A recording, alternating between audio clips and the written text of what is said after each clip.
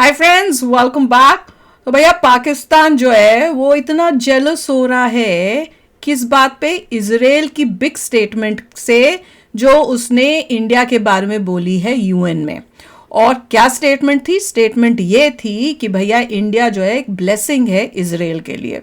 तो चलो देखते हैं कि इनको कितनी जेलसी हो रही है। तो वीडियो शुरू करते हैं। वीडियो शुरू करने से पहले अगर आप चैनल पर नए हो और आपने अभी तक सब्सक्राइब नहीं किया तो जल्दी से पहले सब्सक्राइब के बटन और बेल आइकन को क्लिक कर लो ताकि आपको हमारे सारे न्यू वीडियोस के नोटिफिकेशन मिल जाए जैसे हम अपलोड करें। अगर आपको वीडियो पसंद आता है प्लीज लाइक एंड शेयर। चलिए शुरू करते हैं। अच्छा, और मैंने कमेंट पढ़ा था आपका कि आप पूछ रहे थे कि भाई जो पाकिस्तान है अगर वो इजराइल से पंगा ले तो क्या होगा। तो मेरा जवाब ये है कि भैया क्या होगा। गाजा देख लिया, लेबनान का क्या हो रहा है वो देख लिया, हिजबुल्ला का क्या हो रहा है वो देख लिया। तो भैया पाकिस्तान का क्या होगा? उससे डबल ट्रिपल ही होगा। कुछ सालों के अंदर फ्यूचर में लोगों को ये नहीं पता होगा कि पाकिस्तान नाम का कोई देश भी था। तो चलो वीडियो शुरू करते हैं। It's a map of a blessing, forming a land bridge connecting Asia and Europe between the Indian Ocean and the Mediterranean Sea. Israel के प्राइम मिनिस्टर यूनाइटेड नेशन में दो फ्लैग शो करते हैं। एक फ्लैग पे वो ग्रीन कलर का map में मतलब दिखाते हैं जिसका मकसद ये है कि ये लोग, ये कंट्रीज हमारे लिए ब्लेसिंग है, जिसमें इंडिया को पॉइंट आउट, वाज़ेह तौर पे उन्होंने पॉइंट आउट किया कि इंडिया हमारे लिए या पूरी दुनिया के लिए ब्लेसिंग है। आज के दिन की सबसे बड़ी तशवीशनाक खबर है सैयद हसन नसरुल्लाह साहब की शहादत, जो बानियाने हिजबुल्लाह में से एक है।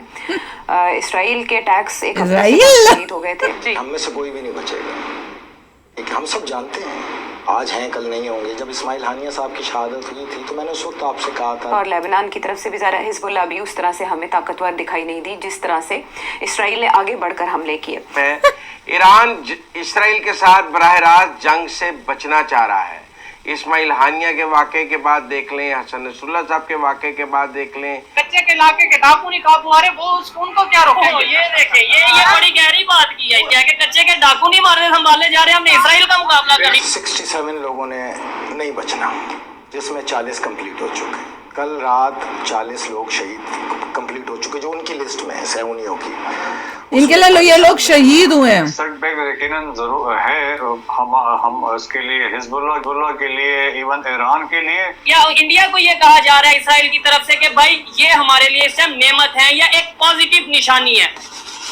हेलो फ्रेंड्स, जय हिंद। हिंदुस्तान स्पेशल में आपका दोस्तों, गाजा युद्ध के बाद संयुक्त राष्ट्र में अपने पहले संबोधन में इस्राएली प्रधानमंत्री बेंजामिन नेतन्याहू ने अपने भाषण के दौरान दो मैप प्रदर्शित किए जिसमें देशों के समूह को अभिशाप और दूसरे समूह को आशीर्वाद के रूप में दिखाया गया। उनकी यह तस्वीर इंटरनेट पर खूब वायरल हो रही है। दिलचस्प बात यह है कि दोनों मानचित्रों में फिलिस्तीन क्षेत्रों, वेस्ट बैंक और गाजा को इसराइल के हिस्से के रूप में दिखाया गया है। संयुक्त राष्ट्र महासभा की वायरल तस्वीर में बेंजामिन नेतन्याहू के दाहिने हाथ के नक्शे में ईरान, इराक, सीरिया और यमन को काले रंग में दिखाया गया है और उन्हें अभिशाप यानी द कर्स करार दिया गया है। उनके बाएं हाथ के मानचित्र में उनका दिखाना चाहिए और भारत को हरे रंग में चित्रित किया गया है और इन देशों को आशीर्वाद यानी द ब्लेसिंग बताया गया है। बेंजामिन नेतन्याहू के इस कदम को पड़ोसी अरब देशों के साथ अपने बढ़ते संबंधों पर जोर देने के इजराइल के प्रयास के रूप में देखा जा रहा है। इसराइल के प्राइम मिनिस्टर यूनाइटेड नेशन में दो फ्लैग शो करते हैं। एक फ्लैग पे वो ग्रीन कलर का मैप में मतलब दिखाते हैं जिसका मकसद ये है कि एक ये मैप शो करते हैं, हमारे लिए मैप को ब्लेसिंग है, फ्लैग, जिसमें इंडिया को पॉइंट आउट, वाज़ेह तौर पे उन्होंने पॉइंट आउट किया कि इंडिया हमारे लिए या पूरी दुनिया के लिए ब्लेसिंग है।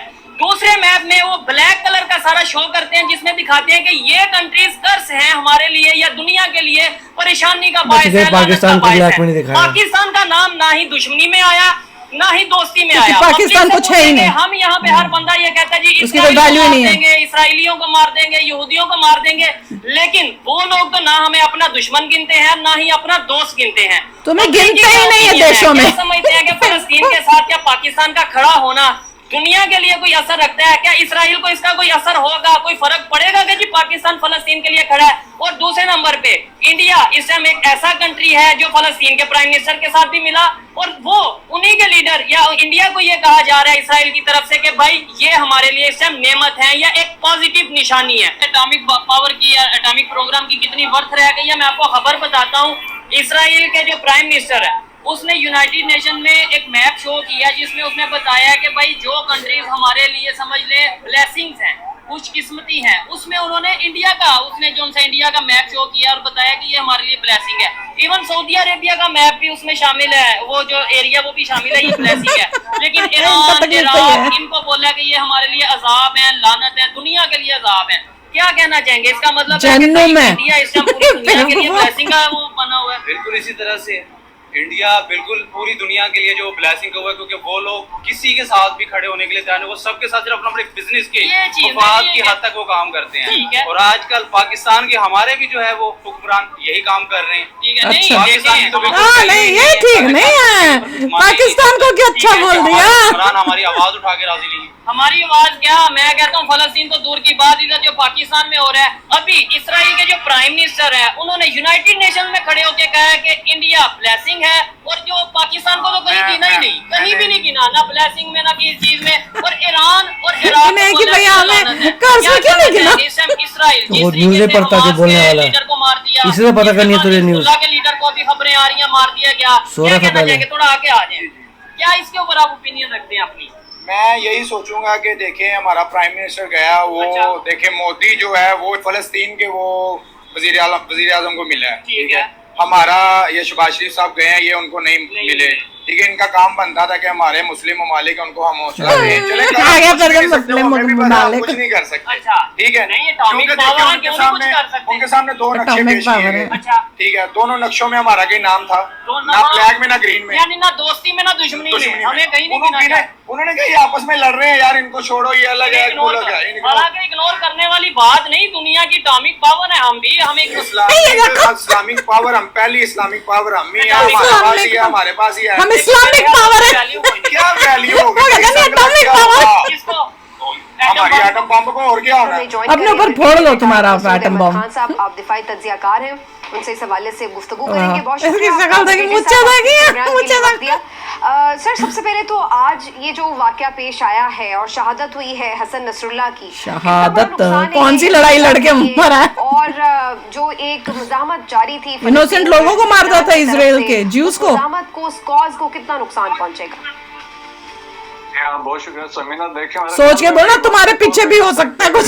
जरूर है, हम इसके लिए हिजबुल्लाह के लिए, इवन ईरान के लिए, लेकिन ये देखें ये तहरीक है एक कॉज के लिए है, चाहे वो हमास वाले हों या हिजबुल्लाह वाले हों, कॉज के लिए लीडरशिप रिप्लेस होगी, लेकिन वही उस मोमेंटम के साथ कंटिन्यू, जिस तरीके से रॉकेट अटैक्स दोबारा किए हैं, तो वक्ती तौर पे है, और वक्ती तौर पे इजराइल के लिए एक अचीवमेंट है, एक विक्ट्री है जो वो सेलिब्रेट कर रहे हैं, लेकिन ये कोई परमानेंट नहीं है। अभी देखें इसके बाद जो इम्प्लीकेशंस होंगी वो देखने वाली होंगी। ये देखो, ये बंदा देखा है, मुझे बना के वो करके सुत्ता पता नहीं मैं क्या बन गया हूँ, कहता है कि ये तो वक्ती तौर की इजराइल की जीत है, और अभी तो देखना ये वापस आएंगे उतनी ताकतवर और भी इससे ज्यादा ताकतवर होके फिर ये इजराइल को बताएंगे। इनकी अकल देखो। और वो बंदा कौन है, उसको मैप और फ्लैग में ही नहीं डिफरेंस पता है? वो फ्लैग बोल रहा है, दो फ्लैग थे और हमारे उन फ्लैगों में हम पाकिस्तान नहीं थे भैया।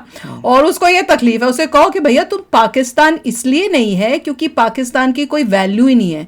तुम अगर दुश्मनी भी करते हो ना किसी का, कहते हैं क्या यार ये दुश्मन, ये क्या छोटी सी कंट्री फॉर नथिंग, तो तुम्हारी कोई वैल्यू ही नहीं है, तुमको इसलिए कोई इंपॉर्टेंस ही नहीं देता। इनको तकलीफ ये है कि हमें इंपॉर्टेंस मिल नहीं रही है। देखिए उस मैप में जो है कतर को भी येलो दिखाया था, क्योंकि कतर लोगों का फ्रेंड नहीं होता, वो लेबनान का फ्रेंड है, मगर यूएई को ग्रीन दिखाया था।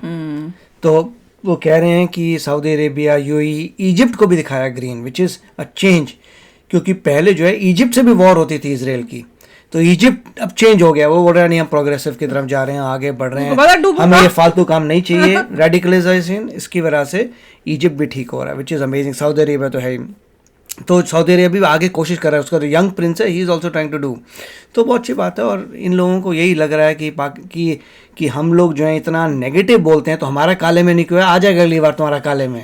उनको ये लग रहा था कि हम तो इतना बोलते हैं बुरा यार इसराइल को, वहां तक हमारी आवाज़ शायद नहीं पहुंची है। अगर इसराइल तक आवाज़ पहुंच जाए कि तुम इतना बोलते हो उसके अगेंस्ट, तो डेफिनेटली तुम्हें को भी काले में डालेगा वो। तुम्हारा जो हाल होगा फिर वो सोचो। अभी तुम शुक्र मनाओ कि इजराइल ने अपना फोकस नहीं किया तुम्हारे ऊपर, फोकस आ गया ना तो क्या होगा पता नहीं। हाँ जी, हमारा ना दोस्ती उसमें हमारा बड़ी पागल होना चाहिए काले में। पागल लोग हैं, पागल पूरे के पूरे। तो चलो आप भी शेयर करना अपने थॉट्स। चलते हैं, मिलेंगे नेक्स्ट वीडियो में बहुत ही जल्द। Till then take care and bye bye. तो अगर आप मेरे इस चैनल पे नए हो तो जल्दी से सब्सक्राइब के बटन को हिट करो और बेल आइकन को क्लिक करो ताकि आपको मेरा जब नया वीडियो मैं लगाऊं आपको उसके बारे में जल्दी से पता चल जाए।